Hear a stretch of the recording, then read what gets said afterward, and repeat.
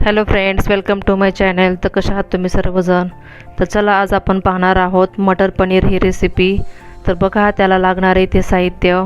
हे तर सर्व साहित्य आपल्या घरी तर नेहमीचं असतंच, तुम्ही बघू शकताय. तर धने, टोमॅटो, कांदा, लसूण, अद्रक, हिरवी मिरची, गरम मसाले आणि ड्राय मिरची इथे आपण घेतलेला आहे. तर बघा, आपल्याला इथे ना सुरुवातीला कांदा छान असा आपल्याला परतून घ्यायचा आहे. म्हणजेच आपण जे आत्ता साहित्य पाहिलेलं आहे ना, ते सर्वच आपल्याला ह्या तेलामध्ये परतून घ्यायचं आहे आणि मसाला रेडी करून घ्यायचा आहे. तुम्ही बघू शकता की किती कमी साहित्यामध्ये आपल्याला मटर पनीर ही रेसिपी बनवता येते. तर बघा, इथे धने जिरे टाकलेले आहेत आणि कांदा आपल्याला ना ट्रान्सपरंट होईल इतकंच आपल्याला थोडंसं परतून घ्यायचं आहे. जास्त पण एकदम ब्राऊन नाही करायचं आहे आपल्याला, नाहीतर त्याची चव थोडीशी वेगळी लागते. आणि टोमॅटो फक्त आपल्याला मऊ वगैरे करून घ्यायचं आहे, याची काळजी घ्यायची. जास्त पुढं नाही जाऊ द्यायचं आहे आपल्याला. पनीरची भाजी अनेक प्रकारे करता येते.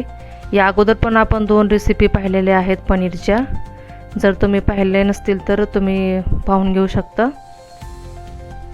पालक पनीर आणि पनीर मसाला या 2 रेसिपी आपण या अगोदर पाहिलेल्या आहेत. हे पहा, आपला कांदा थोडंसं परतून झाला की त्यानंतर आपल्याला टोमॅटो आणि थोडेसे काजू आपल्याला ॲड करायचे आहेत. यामध्ये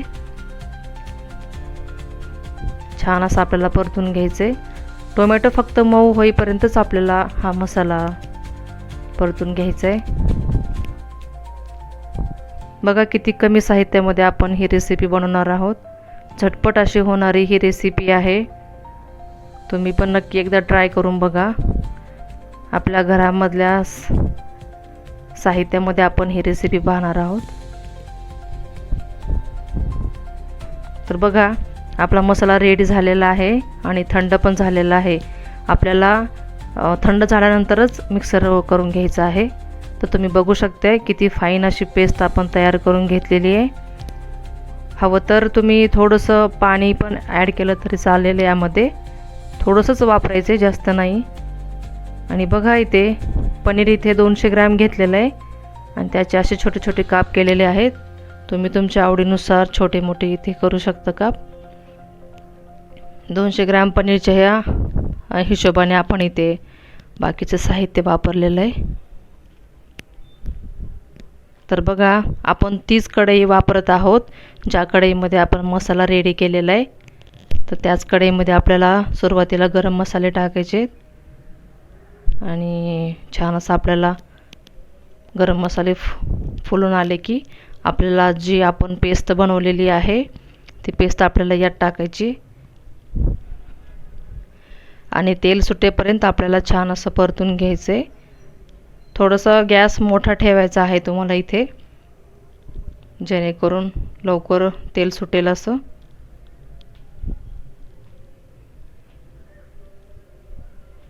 हे पहा, छान असं आपल्याला परतून घ्यायचं आहे. हलवत राहायचे, थोडंसं गॅस मोठा करून. मध्येच मोठा करायचे, परत छोटा करायचा, असं करून आपल्याला मसाला छान असं परतून घ्यायचा आहे. तुम्ही बघू शकता आता तेल सुटत चाललेलं आहे.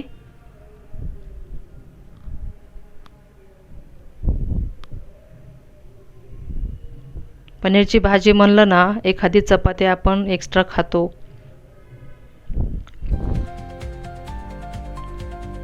बघा, आता आपल्याला इथे हळद थोडीशी ॲड करायची आहे.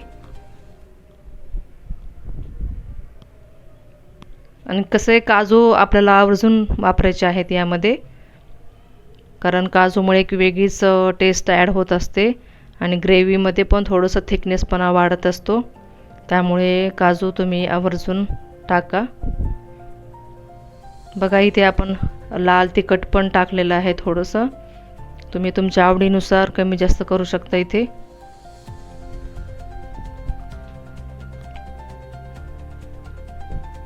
त्यानंतर आपण इथे पनीर मसाला टाकलेला आहे. तुमच्याकडे जो असेल तो तुम्ही इथे टाकू शकता. पनीरचे पण अनेक प्रकारचे मसाले मिळतात, मग तुमच्याकडे जो असेल तो पण चालणार आहे. तर आपल्याला छान असं परतून घ्यायचं आहे. तुम्ही बघू शकता किती छान असा कलर आलेला आहे आणि तेल पण सुटत चाललेलं आहे. तेल जितकं सुटेल ना तितकं छान आपला मसाला परतला जातो. त्यानंतर थोडंसं आणखीन गरम मसाला पण ॲड केलेला आहे यामध्ये.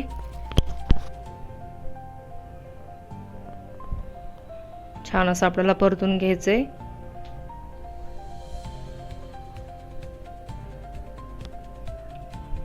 हे पहा,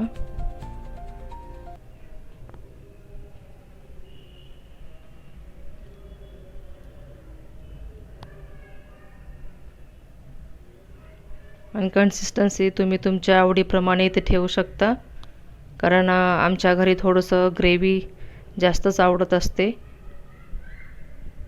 त्यानुसार मी इथे बनवत आहे.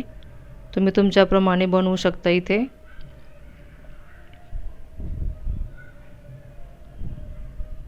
छान असं आपल्याला मिक्स करून घ्यायचं आहे पाण्यामध्ये. आणि इथे तुम्हाला पाणी ना गरम करून वापरायचे, थंड पाणी नाही वापरायचं इथे. गरम पाणी टाकल्यामुळे एक वेगळंच तरी येत असते रेसिपीजना.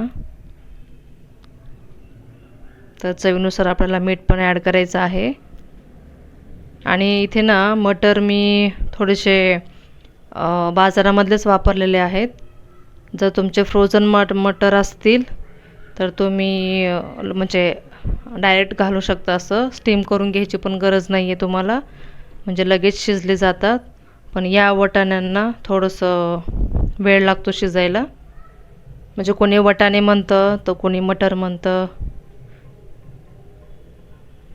तुम्ही त्याप्रमाणे घेऊ शकता. तर या मटरला थोडंसं शिजायला ना थोडं जास्त वेळ लागतो. तर तुम्ही हे वाटाणे ना स्टीम करून पण घेऊ शकता.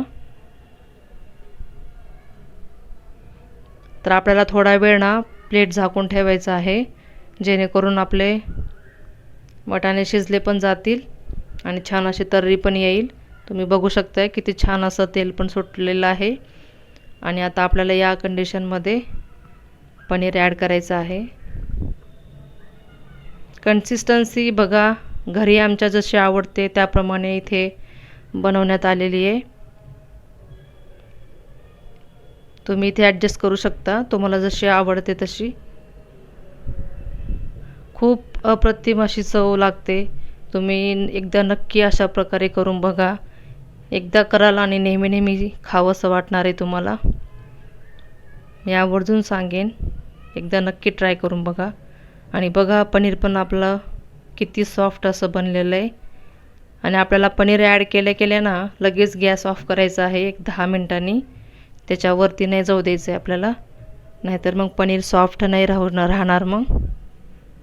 त्यामुळे 10 मिनटं आपल्याला पनीर टाकल्यानंतर ना थोडंसं शिजवून घ्यायचं आहे, याची काळजी घ्यायची. तर बघू शकता तुम्ही किती छान असा कलर आलेला आहे. आणि आपलं मटर पनीर ही रेसिपी रेडी आहे. तर एकदा नक्की ट्राय करा. तर भेटूया अशाच नवनवीन रेसिपीज घेऊन. तोपर्यंत बाय.